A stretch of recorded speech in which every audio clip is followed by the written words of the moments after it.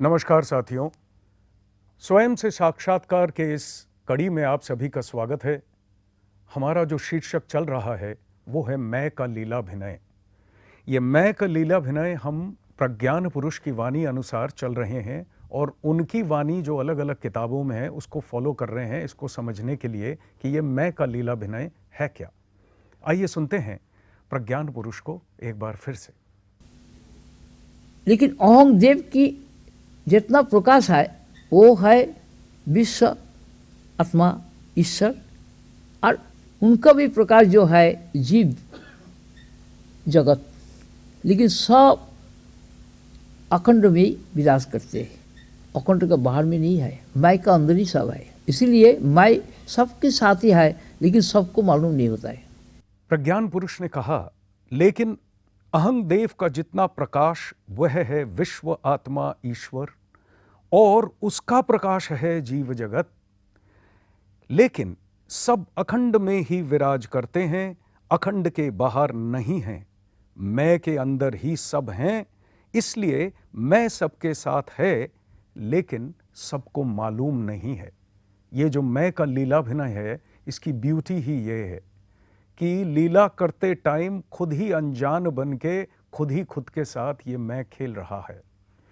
तो हम जिस आलोचना को लेके बढ़ रहे थे उसमें पिछली कड़ी में हम लोगों ने इसको छोड़ा था कि जो स्वभाव है वही स्वबोध है और स्वबोध ही स्वभाव है। मैं एक बार उस श्लोक को, उस उक्ति को पढ़ देता हूं। अखंड तत्व स्वरूप पक्का मैं का स्वरूप ही स्वभाव है, स्वभाव ही स्वरूप है। स्वयं प्रज्ञान स्वरूप होकर भी विज्ञानमय एवं स्वयं विज्ञानमय होकर भी प्रज्ञान स्वरूप हैं। स्वसंग वेद्य स्वानुभव देव ईश्वर आत्मा ब्रह्म ही पक्का मैं का यथार्थ स्वरूप है। तो इस पे हमने आलोचना की थी कि ये विज्ञानमय प्रज्ञानमय जो बात आती है, जो हमने पहले भी की है, एक बार छोटे तौर पे दोहरा देता हूँ। प्रज्ञान जब अपने आप को प्रकाशित करते हैं खुद ही खुद के साथ खेलने के लिए, तो उनका विज्ञानमय रूप आता है जो कि है ईश्वर का रूप। ईश्वर विज्ञान स्वरूप हैं, तो कह रहे हैं वो विज्ञानमय होकर भी प्रज्ञानमय हैं और प्रज्ञानमय होकर भी विज्ञानमय हैं। अर्थात ईश्वर और ब्रह्म आत्मा परमात्मा में कोई अंतर नहीं है, लेकिन ये एक समझने के लिए, एक लीलाभिनय के क्रिया के लिए कहा जा रहा है। प्रज्ञान स्वरूप की दृष्टि से, एब्सोल्यूट की दृष्टि से केवल एब्सोल्यूट ही है, दूसरा कुछ नहीं है। हमारी दृष्टि में ये सब भिन्न भिन्न प्रतीत होते हैं। अब एब्सोल्यूट की विद्या ऐसी है कि जो कुछ भी जहां हो रहा है, ये प्रतीति भी जो हो रही है, वो एब्सोल्यूट की विद्या से उजागर हो जाती है, रिवील हो जाती है। अगले श्लोक पे चलते हैं, जो कि पेज 159 ब्रह्म आत्मविद्या पार्ट 2। उसमें क्या कहते हैं? उसमें कहते हैं सच्चिदानंद ही है उनका स्वरूप, अखंड भूमा पूर्ण अद्वय अव्यय अमृतमय है उनका स्वभाव। अब देखिए, स्वरूप से स्वभाव में आ गए, स्वभाव का डिस्क्रिप्शन हो रहा है। वो जो हमने लास्ट श्लोक पढ़ा था उसमें स्वरूप ही स्वभाव, स्वभाव ही स्वरूप। चित स्वरूप बोध सत्ता ही है उनका अपन वक्ष, उनमें केवल बोध की ही स्फूर्ति निरंतर होती है। यह नित्य शुद्ध बुद्ध मुक्त अमृत बोध सत्ता के वक्ष पर बोधानंद ही उनके स्वभाव रूप से अभिव्यक्त होता है। जो एक इंपॉर्टेंट बात है वो ये है कि बोधानंद ही उनके स्वभाव रूप से अभिव्यक्त होता है। एक वर्ड जुड़ा, वो है आनंद। ये जुड़ा जरूर, हमारी समझ में बोध अलग आनंद अलग, लेकिन एक्चुअली बोध आनंद स्वरूप है खुद ही। तो उनके अंदर जब आनंद का स्फुरन होता है, तो वो जो स्वभाव, अर्थात स्वभाव के माध्यम से जो लीला करते हैं, आनंद के स्फुरन, आनंद ही कारण है उसका, वो जो आनंद का स्फुरन होता है, वो स्फुरन स्वभाव के रूप से हो रहा है। तो स्वभाव क्या चीज है? बोधानंद है। और बोध की दृष्टि से, अपन बोध, समबोध, निज बोध की दृष्टि से ये है कारण, ये स्फुरण का स्वभाव उदय होने का।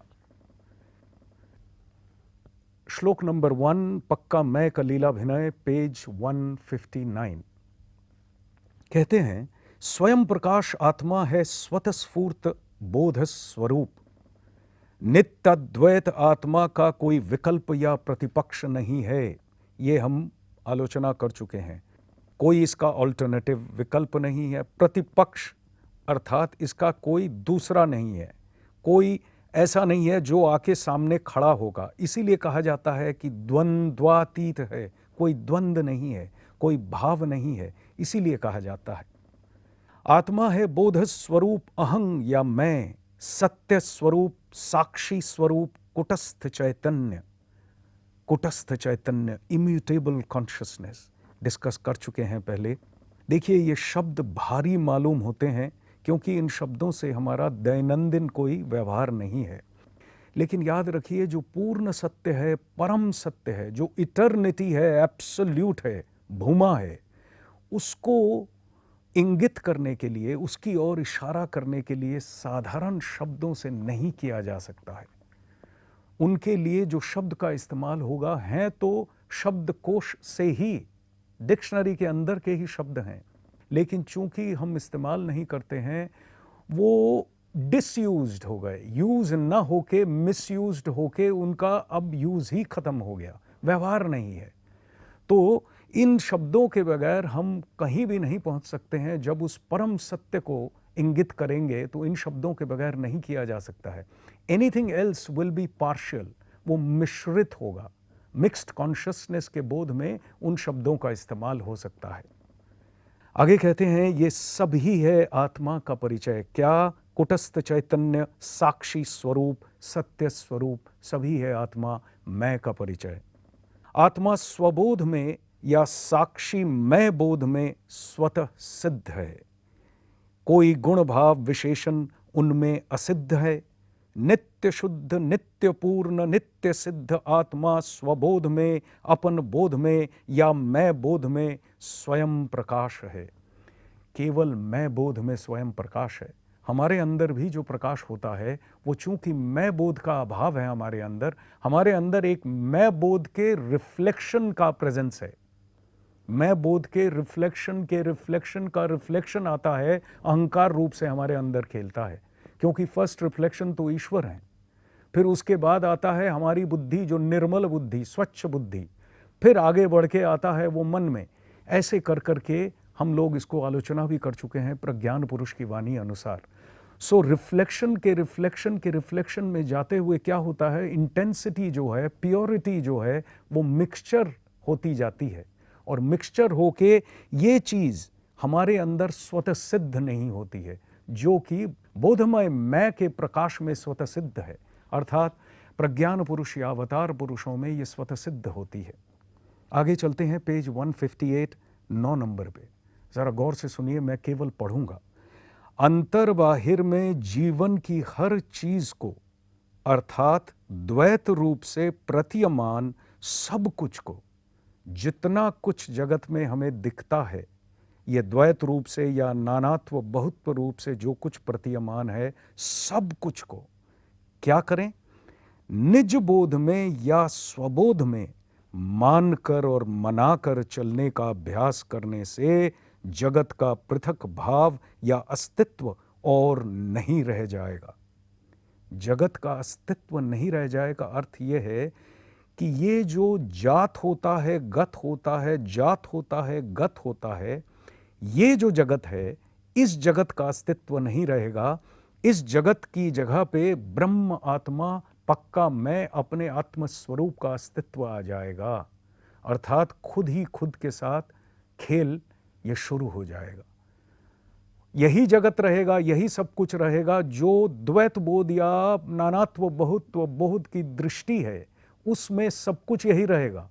लेकिन एकत्व बोध की दृष्टि जब अंदर उजागर हो जाएगी तो इसी जगत में केवल ब्रह्म दिखेगा।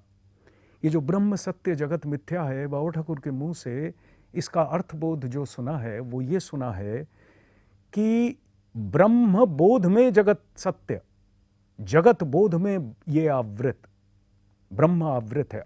अर्थात ब्रह्म के बगैर जगत का कोई अस्तित्व नहीं है। ये है ब्रह्म सत्य जगत मिथ्या। तो सत्य क्या हुआ?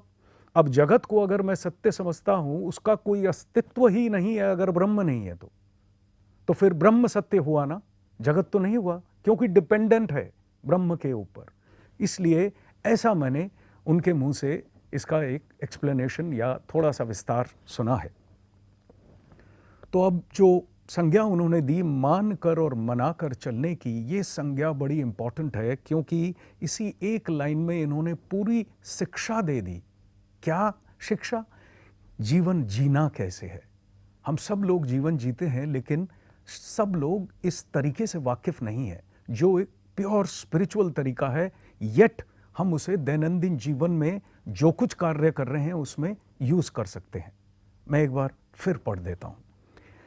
अंतर में बाहिर में जीवन की हर चीज को, अर्थात द्वैत रूप से प्रतीयमान सब कुछ को निज बोध में या स्वबोध में मानकर और मनाकर चलने का अभ्यास करने से जगत का पृथक भाव या अस्तित्व और नहीं रह जाएगा। देखिए, ये पृथक भाव या अस्तित्व ही हमारे सारे रोने धोने, दुख, उतार चढ़ाव का कारण है। कैसे? इसको उन्होंने सेंस ऑफ अदरनेस बोला है। सेंस ऑफ अदरनेस का अर्थ उन्होंने ये कहा है कि अपन को छोड़ के कुछ भी और, other, anything other than your own self, इसको सेंस ऑफ अदरनेस बोला है। तो ये जो पृथक भाव है, इसकी जगह आप सेंस ऑफ अदरनेस भी लगा सकते हैं। अब ये क्या करता है पृथक भाव? हर एक वस्तु को मैं से, अपन से जो भी देख रहा है, यानी जो सब्जेक्ट है, उसके लिए हर ऑब्जेक्ट, हर चीज उससे पृथक है, उससे अलग है। ये अलगपन के भाव से उसकी चाहत शुरू होती है या घृणा। मुझे नहीं चाहिए, मुझे तिरस्कार करना है, बहिष्कार करना है इसका।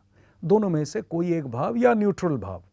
ये सारे भाव उत्पन्न हो रहे हैं, जड़ है उसकी सेंस ऑफ अदरनेस, पृथक सोच। ये पृथक सोच अगर निज बोध में एक सोच में परिणत हो जाएगी, अर्थात हर चीज ही वही पक्का मैं है, वही ब्रह्म आत्मा है, वही मेरा स्वरूप ही उस भाव से खेल रहा है, इस बोध में अगर परिणत हो जाएगी तो बल्ले बल्ले, क्या कहने, जीवन में क्या रह गया फिर? दूसरी कोई वस्तु नहीं रह गई। रोएगा कौन? मैं ही रो रहा है, रो के खेल रहा है खुद के साथ। तो रोना अलग से, दुख के कारण रोना, कष्ट के कारण रोना, ये नहीं रह गया। देख रहे हैं आप? मतलब जब महापुरुष लोग कभी रोए हैं या कभी उन्होंने दुख प्रकट किया है, वो दुख है उनके खेल का एक अंग। रोल अदा करते हुए उन्होंने एक दुखी होने का रोल अदा किया है। लेकिन हम ऐसा नहीं करते हैं, हम भूल जाते हैं कि हम रोल अदा कर रहे हैं। आगे कहते हैं, तभी यथार्थ नित्याद्वैत बोध में सुप्रतिष्ठा और उसकी स्वतःस्फूर्त अनुभूति होगी। ये जो स्वतःस्फूर्त, स्वतः सिद्ध बात हो रही थी, देखिए आ गई यहाँ पे। उसी को ही स्वानुभूति कहते हैं। परम तत्व का वही है परिचय। स्वानुभूति है ज्ञान का ज्ञान, बोध का बोध, बोध में बोधमय, केवल बोध ही है बोधमय, यानी पूर्ण, बोध से पूर्ण, बोध से भरा हुआ बोधमय। वही है ईश्वर आत्मा, पक्का मैं का स्वरूप। वही है हमारा पक्का मैं, और उसी का लीलाभिनय है ये जगत। हमारा समय समाप्त हो चला। ये कड़ी हमारी मैं का लीलाभिनय, इसे हम यहीं समाप्त करते हैं। अगली कड़ी रहेगी। अब ये मैं का लीलाभिनय हमने देख लिया, और इसमें सद्गुरु ने हमसे अंत में कहा, देखिए, इसलिए मैं सबके साथ है लेकिन सबको मालूम नहीं है। अब ये पूर्ण रूप से मैं को मालूम करवाने के लिए किसी की जरूरत है। अब ये सद्गुरु मैं के परिचय दाता, वो हैं सद्गुरु जो बता देंगे। अब सद्गुरु मैं के परिचय दाता, ये रहेगी हमारी अगली कड़ी। आइए सुनते हैं हमारी प्रथा अनुसार प्रज्ञान पुरुष का एक उद्गत भजन। ईश्वरात्मा ब्रह्म गुरु, ईश्वरात्मा ब्रह्म गुरु, गुरु ईश्वर आत्मा ब्रह्म, ईश्वरात्मा ब्रह्म ईश्वर आत्मा ब्रह्म सच्चिदानंद घन गुरु गुरु सच्चिदानंद घन ईश्वर आत्मा ब्रह्म गुरु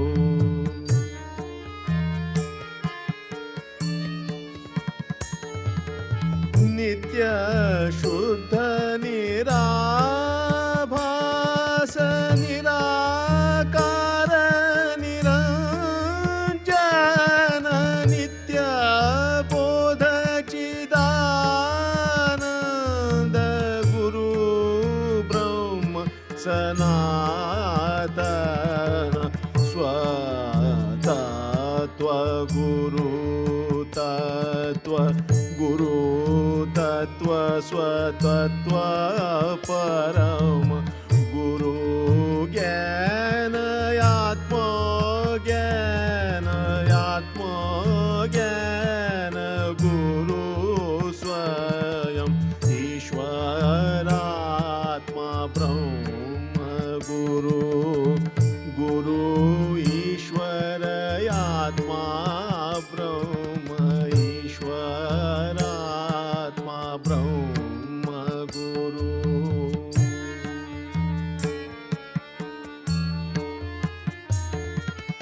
गुरु साध्य सिद्धि साधन गुरु ब्रह्म आत्मा यापन सर्वबोध के साक्षी गुरु आत्मा बोध में सदा मौन प्रज्ञान ब्रह्म विज्ञान ईश्वर आत्मबोध में सर्वसम प्रज्ञान ब्रह्म विज्ञान ईश्वर आत्मबोध में सर्वसम स्वतः सिद्ध गुरु कृपा स्वानुभूति तत्प्रकाश लक्षण स्वतः सिद्ध गुरु कृपा स्वानुभूति तत्प्रकाश लक्षण ईश्वरात्मा ब्रह्म गुरु गुरु ईश्वर आत्मा ब्रह्म ईश्वरात्मा ब्रह्म गुरु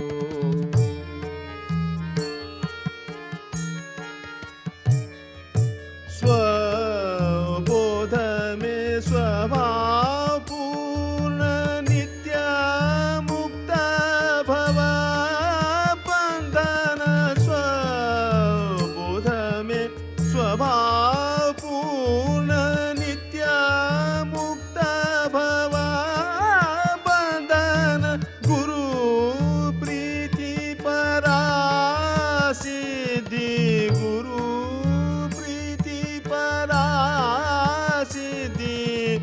अन्य सिद्धि सभी गौण गुरु प्रीति परा सिद्धि अन्य सिद्धि सभी